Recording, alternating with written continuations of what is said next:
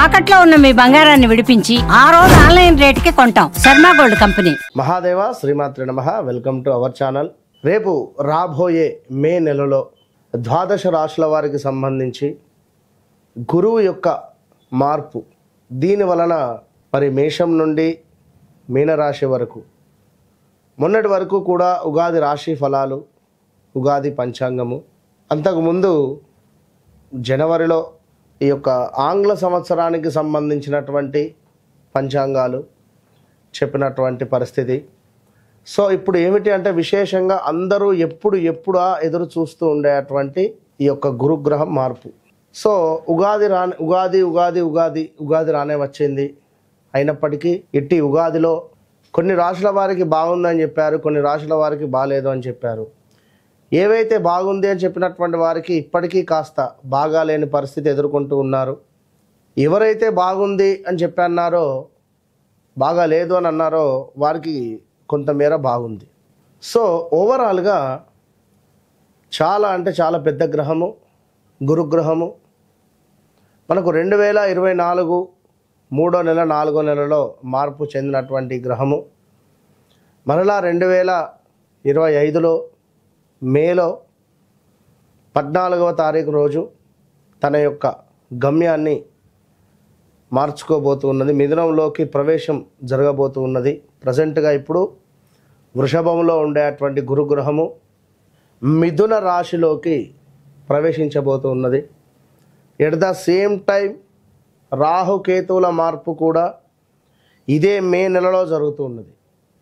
So ఒక శనైశ్చరుడు మారడము, ఒక గురుగ్రహము మారడము ఎంత అవసరమో, ఎట్ ద సేమ్ టైం రాహువు కేతువు మార్పు వలన చాలా అంటే చాలా ఎక్సలెంట్ మార్పులు రాబోతున్నవి ఈ యొక్క ద్వాదశ రాశుల్లో. అందులో ముఖ్యంగా మేషరాశి, మీనరాశి, ఎట్ ద సేమ్ టైం సింహరాశి. ఎవరికైతే బాగా లేవు అని అనుకునేటువంటి రాశులు ఉన్నాయో వారికి ఈ రాహుకేతువులు చాలా అంటే చాలా అద్భుతమైనటువంటి రిజల్ట్ని ఇవ్వబోతున్నారు. దానికంటే ముందు మరి ఈ యొక్క గురుగ్రహం మార్పు వలన ద్వాదశ రాశుల వారికి ఏ విధంగా ఉండబోతుందని తెలుసుకుందాం. ముఖ్యంగా ఒక మాట, చివరి మాట, గోచారములో గ్రహస్థితి, గ్రహచారంలో గ్రహస్థితి వేరువేరుగా ఉంటుంది. సో మీరు జన్మించినటువంటి సమయానికి ఏర్పడేటువంటిదే గ్రహస్థితి. ప్రజెంట్గా మారేటువంటి గ్రహాలు గోచారం. సో మీకంటూ ఒక డేట్ ఆఫ్ బర్త్, పుట్టిన సమయము అనేటువంటిది ఉంటుంది. దీన్ని బేస్ చేసుకొని 100% చూసుకుంటే 99% అక్యురేట్గా ఉంటుంది. మరొక మాట, జన్మనామము వేరుంటుంది, వ్యవహారిక నామము వేరుంటుంది ఇక్కడ చాలామందికి. సో ఈ రెండింటికి సంబంధించినటువంటి విషయంలో కూడా కొన్నిసార్లు ఇబ్బందులు ఎదుర్కొనేటువంటి పరిస్థితి ఉంటుంది.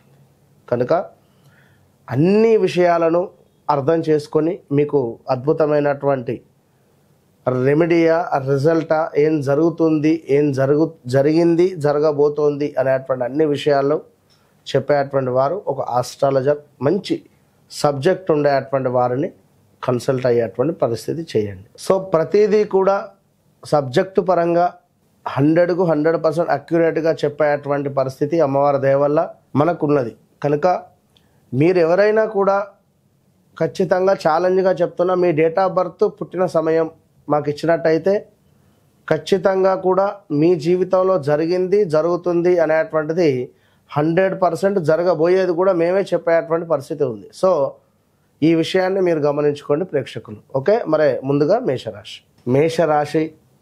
మేషరాశి వారికి ఏలినాటి శని ప్రారంభమైనటువంటి ఒక భయముతో ఇబ్బంది పడుతూ ఉన్నారు. ఈ భయం వల్ల కొందరికి నిజంగానే యాక్సిడెంట్స్ కావచ్చును, లేదా హెల్త్ రిలేటెడ్ ఇబ్బందులు కావచ్చును, మనీ రిలేటెడ్ ఇష్యూస్ కావచ్చును, లేదా జాబ్ రిలేటెడ్ ఇష్యూస్ కావచ్చును. ఇలాంటివి కొన్ని ఫేస్ చేసేటువంటి పరిస్థితి 100% ఆల్రెడీ మీకు 2024 ఆగస్టు నుండే బ్యాడ్ ఈవెంట్స్ అనేటువంటివి స్టార్ట్ అయిపోయినవి ఆల్రెడీ. సో జనవరి, ఫిబ్రవరిలో జాబ్ రిలేటెడ్ మార్పుల, చేర్పుల, లేదా అవమానాల. వాస్తవానికి మేషరాశి వారు అంటేనే ధర్మంగా ఉండేటువంటి వారు. సో మీపై తెలియని ఒక మచ్చ మోపడం కానీ, నమ్మినటువంటి వ్యక్తుల నుండి కొంత చెడు వాతావరణం, వెన్నుపోటు పొడిచేటువంటి పరిస్థితి. మీరు ఎంతో ప్రేమగా చూసుకుంటారు, 5 అడిగితే 10 ఇచ్చేటువంటి వారు మేషరాశి వారు. సో అలాంటి మీకే వెన్నుపోటు పొడిచినటువంటి దాఖలాలు. సో జాగ్రత్తగా ఉండండి. ఇప్పుడు మీకు గురుగ్రహము చాలా అనుకూలంగా మారబోతున్నది ఈ యొక్క మే 14వ తారీఖు నుండి కూడా. సో ముందుగానే మీకు చెప్పడం జరుగుతున్నది. సో ముఖ్యంగా ఈ యొక్క మేషరాశి వారిని చూసుకున్నట్టయితే పట్టుదల, సడలింపు అంటే కొన్ని ఖచ్చితంగా నాకు ఈ పని కావాలి, నాకు ఈ వస్తువు కావాలి, లేదా నేను ఇదైతేనే చదువుతాను, ఇలా పట్టుదలతో ఉండేటువంటి వారికి చూడండి, పిల్లలలో నాకు ఈ వాహనం కావాలి, లేదా ఈ ఫోన్ కావాలి, లేదా ఈ బట్టలే కావాలని కొంత పట్టుదలతో ఉంటారు. ఇప్పుడు ఒక వయసు వచ్చిన తర్వాత పట్టుదల అనేటువంటిది సడలింపు అయ్యేటువంటి పరిస్థితి. అందులో భాగంగా ఇప్పుడు ఈ 2025 ఈ మే నుండి ఈ గురువు మారుతున్నాడు. మనకు సుమారుగా సంవత్సరం పాటు మిథునంలో ఉంటాడు. అంటే మనకు 3వ భావము. పట్టుదల, సడలింపు, అదేవిధంగా అనూహ్యమైనటువంటి చిన్న ప్రమాదాలు కూడా జరిగే పరిస్థితి ఉంది. దీంతో పాటుగా కొంతమేర దరిద్రమైనటువంటి వాతావరణము, వ్యవహార నాశనము, బంధువర్గం వారితో చిన్నపాటి గొడవలు, ఎంతో కష్టపడితే కానీ ఫలితం రాని పరిస్థితి. ఇక్కడ ప్రతిరోజు దేవాలయానికి వెళ్ళేటువంటి వారు, నిత్యము భగవంతుని ఆరాధనలో ఉండేటువంటి వారు, పూజ్యులను గౌరవించేటువంటి వారు, మీ తల్లిదండ్రులతో ప్రేమగా మాట్లాడేటువంటి వారికి ఈ వర్డ్స్ అనేటువంటి ఏవి కూడా సెట్ కావు. సో తరచూ భార్యాభర్తలు గొడవ పడేటువంటి వారు, మద్యం సేవించి నోటికి ఎంత వస్తే అంత మాట్లాడేటువంటి వారు కావచ్చును. సో అదేవిధంగా తల్లిదండ్రులను బాధ పెట్టేటువంటి వారు కావచ్చును, భార్యను కొట్టేటువంటి వారు కావచ్చును. వారికి ఇంకా ఇబ్బందికరమైనటువంటి సంఘటనలే ఉంటవి, అదైతే గుర్తుంచుకోండి. సో ఇక్కడ దరిద్రము అని అనాల్సి వచ్చింది. అలాంటి సిచ్యువేషన్ను మనం కోరుకుంటే అలాంటి పరిస్థితిలోకి వెళ్ళే పరిస్థితి ఉంటుంది. అదేవిధంగా అనూహ్యమైనటువంటి ప్రమాదాలు. సో సమయం బాగా లేదు అనేటువంటి సందర్భాలలో సాహసాలు చేయకూడదు. సాహసాలు అంటే ఏమిటి?